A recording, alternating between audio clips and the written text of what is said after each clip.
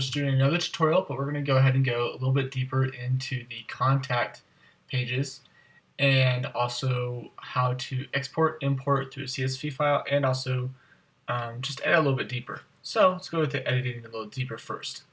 So we just go in, if you want to add a contact, just click on this little adding. We can add all these fields, but one thing that is missing is additional fields for the service types. So we want to go ahead and go edit a current one after you finish adding a contact. You go down to the very bottom. You want to add a contact type, or you want to add a service event.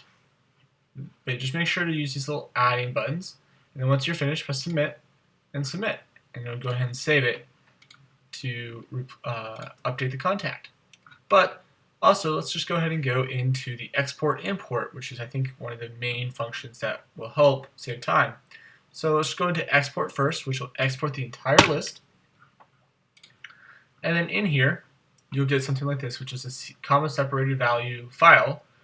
And you can edit these files which way you want. So say you want to remove a contact. All you have to do is just simply delete them and then re-import the file. But today I just want to show you how I can add myself or multiple contacts by using this system. So as long as I have these fields matching at the very top, I can go ahead and import as well as I want. So I've already added myself on another one. So here's my name, my phone number, all that stuff. I made sure just to go ahead and copy the exact columns from that previous one as well. So if you want to, you can go into that previous one that you've exported, remove everything, and then re-import all these new contacts. So if you're doing through a submission form or something, make sure to have all these fields available so that when you import, it fills in every single one of the fields.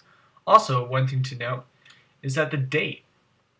Sometimes whenever you export it, automatically will set the date value to the default, which doesn't match up with the sites. So in order to edit that, select the dates that you want to edit, right click on it, format cells, and under date, make sure you select the one pretty close to the bottom where it has the full date year and also all these. So because if usually it selects this one right here, which doesn't have the full date, it doesn't have the full year, so and it won't work, and you'll have an error message pop up that will tell you that if that's the case. So just make sure to do that.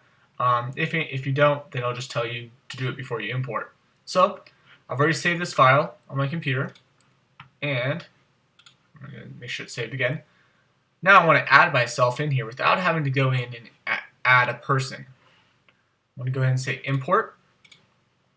I'm going to select the file that I want to upload, which should be this one right here. Say submit, and you'll see me pop up at the very top.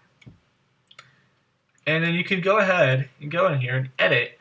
Say I just select myself to one of these, but I can always just change it to fat pipe. Say submit, and also I need to put HTTP. We didn't catch it before, and then www. But make sure that whenever you have a URL, you always put HTTP or HTTPS if it's secure. And there we go. Now I'm all edited. We can go and verify that. Yep, there I am. If I click on that, it'll take me to our site. That's fun. And I think I'm about finished for this tutorial. We'll go ahead and move on to others as well.